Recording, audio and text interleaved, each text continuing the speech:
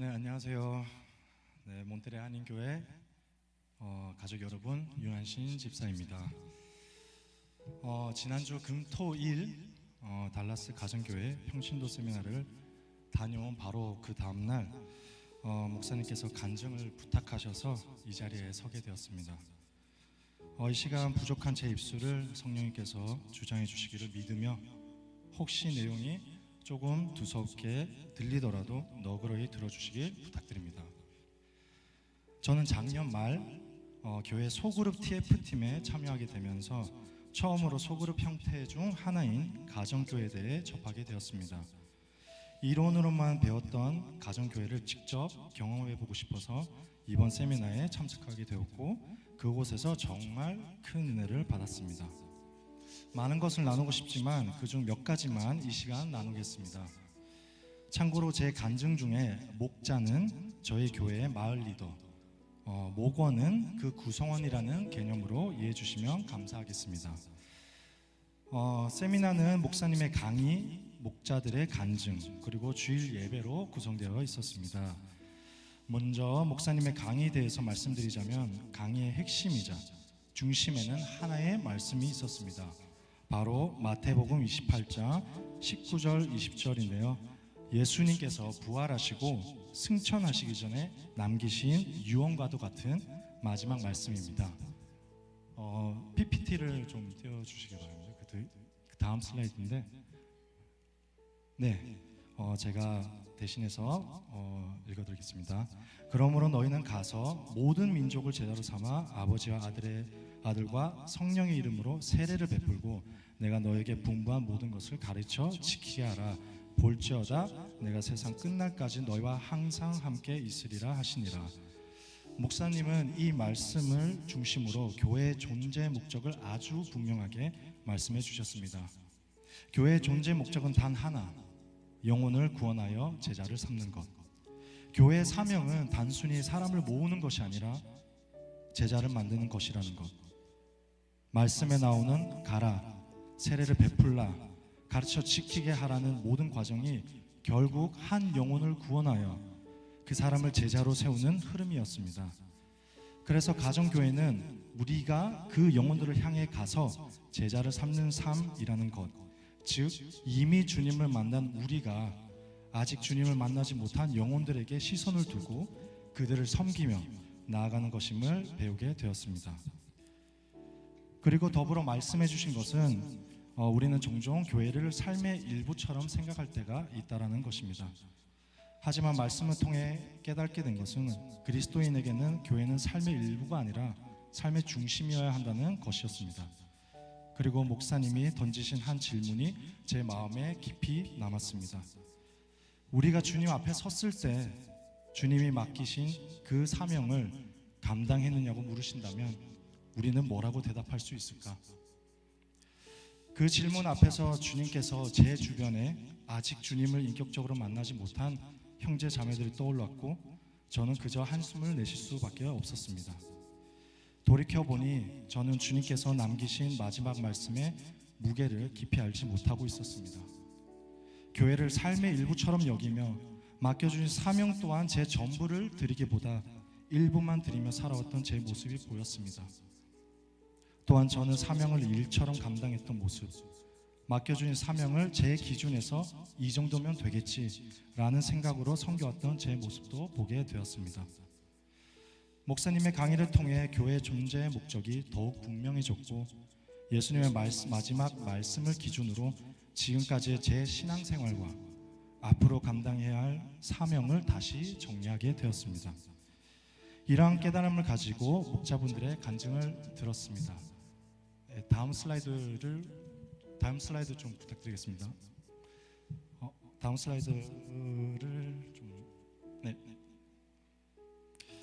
그 중에서도 가정교회가 시작될 때부터 32년 동안 목자로 섬기고 계신 한 가정의 간증이 제 마음에 깊이 남았습니다. 그 목자님은 이런 말씀을 나누어 주셨습니다. 인생은 3생인데 엄마 뱃속에 있을 때가 1생, 지금 우리가 살아가는 이 삶이 2생, 그리고 죽은 이후의 영원의 삶이 3생이라는 것입니다.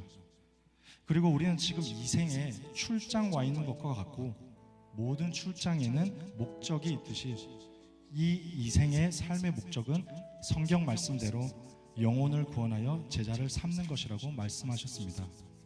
이 목자님 가정은 목자로 32년 동안 섬기시면서 단 6개월밖에 쉬지 않으셨고, 싱글 목장의 목자로 섬기실 때는 많게는 60명이 넘는 사람들을 매주 집에서 섬기셨다고 합니다. 참고로 그 당시 아들 둘에 둘째 아들은 아직 유치원생이었다고 합니다. 저는 직접 여쭤봤습니다. 힘들지 않으셨는지. 그때 들은 답이 제 마음에 깊이 남았습니다. 힘들지 않았고 항상 돌아오는 게 더 컸다라고 대답하셨습니다. 저는 이 대답이 진심임을 목자분의 32년 섬김을 통해 확신할 수 있었습니다. 이 외에도 목녀 한 분은 몸에 질병이 있으셔서 목사님조차 해당 가정이 목자 목녀로 섬기는 것이 어렵다고 판단하실 정도였지만, 그럼에도 불구하고 끝까지 섬기신 목자님의 가정, 자신의 연약함을 딛고 계속해서 헌신하신 가정들의 간증을 들으며 이런 생각이 들었습니다. 어떻게 저렇게 오래 섬길 수 있을까? 어떻게 저 정도까지 헌신할 수 있을까? 왜 내려놓지 않으셨을까? 그 질문의 답은 결국 하나였습니다. 그분들은 주님이 남기신 사명을 붙들고 있었고, 그 과정 속에서 주님의 역사하심을 경험하며 영혼 구원의 기쁨과 가치를 알고 있었기 때문이었습니다. 이 간증들과 더불어 이번 세미나에서 목사님의 강의와 간증 등을 통해 배우고 들은 섬김에 대해 세미나 기간 동안 직접 체험할 수 있었습니다. 새벽 4시에 모여 세미나 참석자들의 아침 식사를 준비하시고, 매 끼니와 매 휴식 시간마다 새로운 음식과 다과를 준비하시기 위해 자발적으로 섬기신 많은 형제 자매 여러분, 그리고 세미나를 섬기기 위해 휴가까지 내고 섬기고 계신다는 몇몇 형제분들의 이야기를 들으며 큰 도전을 받았습니다. 또한 가정교회 세미나 기간 동안은 따로 호텔에 머무는 것이 아니라 목자나 목원분들의 집에서 함께 지내게 됩니다. 저희도 지정된 목장, 목원분의 가정집에서 머물게 되었는데, 저희를 정말 가족처럼 대해주시고 아주 세세한 부분까지 따뜻하게 챙겨주셨습니다. 제가 경험한 섬김을 몇 가지 나누자면, 아내가 오래 앉아 허리가 불편하다는 얘기가 대화 중에 잠깐 나왔는데, 그 다음날 바로 집에서 방석을 들고 와 챙겨주신 목녀님이 계셨고, 또 저희가 묵었던 집에 도착한 첫날 식탁 위에 해석이 포함된 큰 성경책이 있어 이거 좋다, 나중에 사야겠다 라고 아내와 얘기했는데, 그 말을 들으시고 당일날 구매하셔서 다음날 바로 챙겨주신 일도 있었습니다. 그리고 몬테리로 돌아오는 길 제 아내가 달레스 공항에서 핸드폰을 분실했었는데, 저희가 돌아온 다음날 직접 공항에 가보겠다고 하셔서 오히려 저희가 말려야 했던 일도 있었습니다. 이처럼 제가 세미나 기간 동안 보고 경험한 섬김은 계산적이거나 인위적인 것이 아니라 몸에 자연스럽게 배어있는 일관된 섬김이었습니다. 또한 목자와 목원들 사이에서 경험했던 섬김에 대한 이야기를 들으면서 이분들의 섬김이 단순한 이벤트가 아니라 삶이라는 것을 느끼게 되었고, 정말 주님께서 세워주신 영적 가족 공동체라는 것을 경험할 수 있었습니다. 세미나 강의 중에 목장 사역 중 섬김에 대해 말씀하시면서 마태복음 20장 27절, 너희 가운데서 으뜸이 되고자 하는 사람은 너희의 종이 되어야 한다는 말씀을 인용하시면서 섬김이 권위를 세운다는 내용을 들었습니다. 짧은 시간이었지만 실제로 많은 형제 자매분들의 섬김을 보면서 자리에서 나오는 권위가 아니라 섬김에서 나오는 권위가 무엇인지 이해할 수 있게 되었습니다.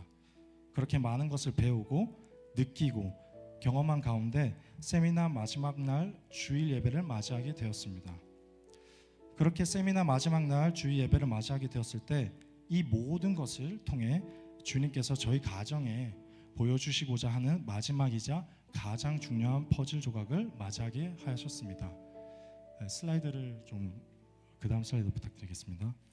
마침 그날 예배에는 한 형제의 침례식이 예정되어 있었고, 예배 중 침례를 받기 전 그 형제의 간증을 들을 수 있었는데, 비신자였던 그가 주님을 영접하게 된 이야기를 들으며 그 어떤 간증보다 울림이 있었고, 침례식이 진행되는 자리에서 성도들이 함께 둘러서 있었는데, 그 형제가 서 있는 모습을 보는 순간 제 마음이 요동치며 감격의 눈물이 났습니다.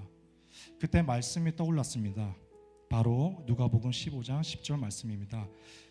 저 슬라이드 밑부분에 있는데요. 내가 너희에게 이르노니 이와 같이 죄인 한 사람이 회개하면 하나님의 사자들 앞에 기쁨이 되느니라. 그 순간 깨달았습니다. 한 영혼의 구원은 단순한 사건이 아니라 하나님 나라에서 벌어지는 기쁨의 잔치라는 사실을 제 마음에서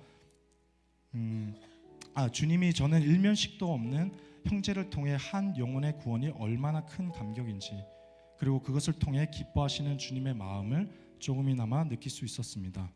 그때 주변에서 여러 형제 자매들의 훌쩍이는 소리가 들렸고, 그 형제가 속한 목장의 목자는 침례식의 대표로 기도하는 시간에 눈물을 흘렸습니다. 모두 왜 울고 있는지 묻지 않아도 그 눈물이 어떤 의미인지 자연스럽게 알 수 있었고, 주님께서 같은 마음을 부어주시는 은혜를 그 자리에서 깊이 경험하게 되었습니다. 저는 이번 세미나를 다녀온 후 주님께서 마지막으로 남기신 마태복음 말씀을 붙들고 살아가고 싶은 마음을 품게 되었습니다. 이 땅이 출장과 같은 삶이라는 것, 그리고 그 출장에는 분명히 목적이 있다는 것, 그 목적이 영혼을 구원하여 제자를 삼는 것이라는 사실을 잊지 않고 하루하루 살아가기를 원합니다. 그리고 디모데전서 2장 4절 말씀, 하나님은 모든 사람이 구원을 받으며 진리를 아는 데에 이르기를 원하시느니라.